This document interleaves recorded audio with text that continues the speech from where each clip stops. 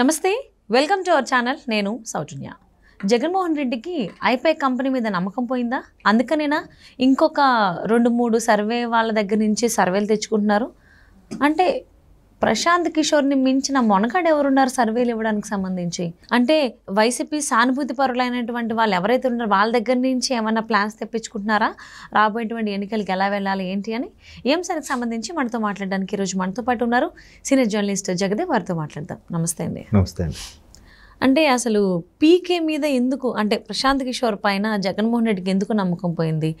వేరే వాళ్ళ దగ్గర నుంచి సర్వేలు తెప్పించుకోవడం, అలాగే వైసీపీ సానుభూతి పరులైన వాళ్ళ దగ్గర నుంచి సర్వేలు తెప్పించుకోవడం, ఈ ఎలక్షన్కి సంబంధించి ప్లానింగ్ అనేది, స్కెడ్యూల్స్ ఎలా చేయాలి ఏంటి అనేది ఎందుకు తెప్పించుకుంటున్నారు? పీకేని మించిన వాడు ఎవడున్నాడు, ఎవరో ఉన్నారని ఎందుకు అనుకుంటున్నారు జగన్మోహన్ రెడ్డి? అంటే మేబీ ప్రతిసారి ఒకే ప్లాన్ వర్కౌట్ అవ్వదు కదండి. రాజకీయాల్లో అందరూ ముదురులే, అందరూ మేధావులే, అందరూ వ్యూహాలు పన్నేవాళ్ళే. అండ్ మోరోవరు తెలంగాణ ఎన్నికల్లో బీఆర్ఎస్ కూడా పీకే గారే వ్యూహకర్త, స్ట్రాటజిక్ మేనేజర్ అని కూడా నేను విన్నాను. మేబీ అక్కడ బెడ్స్ కొట్టిందని ఇక్కడ ఈయనకి ఆయన మీద నమ్మకం సన్నగిల్లిందేమో, ఓకే, అలా రీజన్ అయి ఉండొచ్చు. అండ్ మోరోవరు పీకే గారు కూడా గత 2 ఏళ్ళ నుంచి కూడా కొన్ని విషయాలు చెప్పుకుంటూ వస్తున్నాడంట ఆయన. అంటే ముందు రోడ్లు అధ్వానంగా ఉన్న రోడ్లు చేయండి, లేదంటే మినిమం ఏవైతే ఉన్నా అవన్నీ రెక్టిఫై చేస్తురండి, ఒక్క పథకాలే కాదు అనే ఉద్దేశంలో. దానికి సంబంధించి ఆయన ఒక సందర్భంలో, ఒక ఈవెంట్ సందర్భంలో కూడా మాట్లాడారు కూడా. పథకాలు ఇచ్చుకుంటూ పోతే, రెవెన్యూ జనరేట్ అవ్వకపోతే, అభివృద్ధి పరంగా రెవెన్యూ కానీ స్టేట్ కానీ డెవలప్ అవ్వకపోతే, ఈ పథకాలు ఇచ్చుకుంటూ పోతే ఇంకా ఇబ్బంది పడతాము. దానికి బెస్ట్ ఎగ్జాంపుల్ ఆంధ్రప్రదేశ్ అని కూడా ఒక ఎగ్జాంపుల్గా చెప్పాడు ఆయన. సో మేబీ అది వీళ్ళకి కంటపడి ఉంటుంది, అందుకు కూడా కొంత ఇష్యూ అయి ఉండొచ్చు. బట్ ఈసారి వైనాట్ 175 అని అనుకుంటున్నారు కాబట్టి ఎంతమందిని మార్చాలి, ఎలా మార్చాలి, ఎలాగైనా మనం కొట్టాలి, ఎలాగైనా గవర్నమెంట్ ఫామ్ చేయాలి అనే తప్పనే తప్ప ప్రజలకు చేరువుగా ఉంటే, ప్రజలకు మంచి పని చేస్తే మనం ఎంత కష్టపడక్కర్లేదనే విషయం వీళ్ళు తెలుసుకోవట్లేదు. అవును, ఎంతసేపు రేవంత్ రెడ్డి గారు అన్నట్టుగా హత్యా రాజకీయాలు, కుళ్ళు రాజకీయాలు, సిల్లీ మ్యానిపులేషన్స్, కోడికత్తి లాంటి ఇన్సిడెంట్లు పెట్టి ఏదో జనాల్ని అట్రాక్ట్ చేద్దాం, సానుభూతి పొందేద్దాం, అయ్యో అని పెట్టి వేసేస్తారు అనుకుంటున్నారు. అలా చేస్తే బెటర్ అని అనుకుంటున్నారు. అవన్నీ కాకుండా జెన్యూన్గా ప్రజలకి ఏది మేలు అయితే బెటరో, ప్రజలు వాళ్ళుగా వాళ్ళ సొంత కాలం మీద నిలబడేలాగా వాళ్ళకి అలాగా ఊతమిచ్చి, లేదంటే వాళ్ళకు పనికి ఆహార పథకం కల్పించి, వాళ్ళు ఒక మంచి లీడర్షిప్ తయారు చేయగలిగితే ఇంకా లైఫ్ లాంగ్ వాడే మాకు కావాలని కోరుకునేలా ఉండాలి కదా. అలా కాకుండా వాళ్ళని భిక్షం వేస్తున్నట్టుగా బిహేవ్ చేస్తే ఒకానొక టైంలో ఒక పీక్ పాయింట్ ఉంటుంది. అక్కడికి వెళ్ళాక వాళ్ళు ఓపెన్ అయిపోతారు, బరస్ట్ అవుతారు, చాలా ఎదుగవుతుంది. అంటే సొంత పార్టీ కార్యకర్తలు కూడా ఇంకా పూర్తి స్థాయిలో ఇన్వాల్వ్ అవ్వలేకపోతున్నారు. అరే మనం వచ్చాము, 10 ఏళ్ళుగా ఉన్నాము జెండా పట్టుకొని, మొదట 5 ఏళ్ళు ప్రతిపక్షంలో ఉన్నాము, సరే అప్పుడు ప్రభుత్వం లేదు, సరే ప్రభుత్వం వస్తుంది కదా ఏదైనా 4 రాళ్ళు వెనకేసుకోవచ్చు, లేదా ధైర్యంగా తిరగచ్చు అంటే అది లేదు. ఎంతసేపు పెద్ద తలకాయలు బినామీ పేర్లు పెట్టి వాళ్ళే దోచుకుంటున్నా తప్ప మాకేం ఒరిగింది లేదు అనే మీమాంసలు కూడా ఉన్నారు. ఓకే, ఇవన్నీ విషయాలు పక్కన పెడితే పీకే గారు కూడా ఆయన ఒక సర్వేలో కూడా ఏంటంటే మ్యాక్సిమం ఒక 40 నుంచి 50 మంది వరకు ఎమ్మెల్యేలు ఓడిపోతారు, డిపాజిట్లు కూడా దక్కే ఛాన్సెస్ తక్కువ అని చెప్పినట్టు కూడా కొంత ఇది ఉంది. ఆయన కూడా కొన్ని సూచనలు చేశారట. అయితే ఇప్పుడు ముఖ్యమంత్రి జగన్మోహన్ రెడ్డి గారు మ్యాక్సిమం ఎవరు మనకి మంచి సలహా ఇస్తారు గెలిచేలాగా, ఎవరు ఏ సూచనలు ఇస్తారు, అందరూ అన్నీ ఇప్పుడు వింటున్నారంట.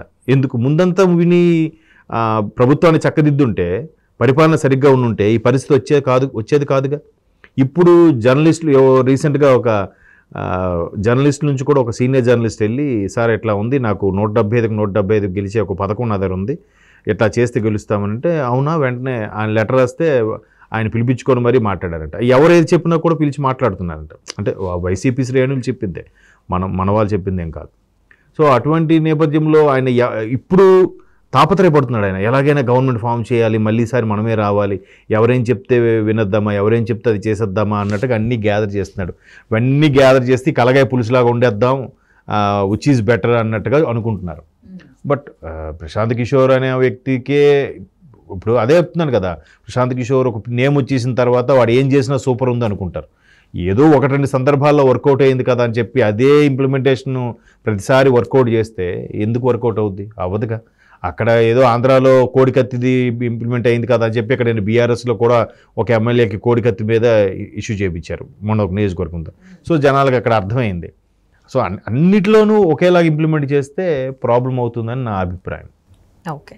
సో అంటే అన్ని రకాలుగా ప్రయత్నాలు చేసి ఎట్టి పరిస్థితుల్లోనైనా 2024 ఎన్నికల్లో వైసీపీ గవర్నమెంట్ ఫామ్ చేద్దామని విశ్వ ప్రయత్నాలు చేస్తుంది. ఆ ప్రయత్నాల్లో భాగంగానే ఎవరేం చెప్పినా కూడా ఆ ఇష్యూని అంటే ఇన్ఫర్మేషన్ ఎవరైతే ఇచ్చినా ఇన్పుట్లు తీసుకోవడం, ఓకే ఇది ఇలా చేస్తే బాగుంటుందా, అలా చేస్తే బాగుంటుందా, ఇక్కడ ఎమ్మెల్యేని మార్చాలా, ఇక్కడ ఎంపీని మార్చాలి, లేదంటే ఇక్కడ పథకాలు కాకుండా ఇలా జనాల్లోకి వెళ్దాం, ఇలా తీసుకొద్దాం, ఇలాగే అవుతుంది తప్ప అసలు నిజంగా గవర్నమెంట్ సరిగ్గా పరిపాలన చేసుంటే, సరిగ్గా అన్ని ఫలాలు అందించుంటే, అంటే ఒకవైపు డెవలప్ చేస్తూ ఇంకోవైపు పథకాలు కూడా ఇచ్చుంటే నిజంగా ఆయన అనుకున్నట్టు 30 ఏళ్ళు ఉండేవాడు. 30 ఏళ్ళు కాకపోతే కనీసం 2 టర్మ్లైనా ముఖ్యమంత్రిగా ఉండేడేమో. ఇక్కడ కేసీఆర్ గారి లాగా కంటిన్యూస్గా 2 టర్మ్లైనా ముఖ్యమంత్రి ఉండేవాడేమో. ఇప్పుడు ఆ పరిస్థితి లేదు.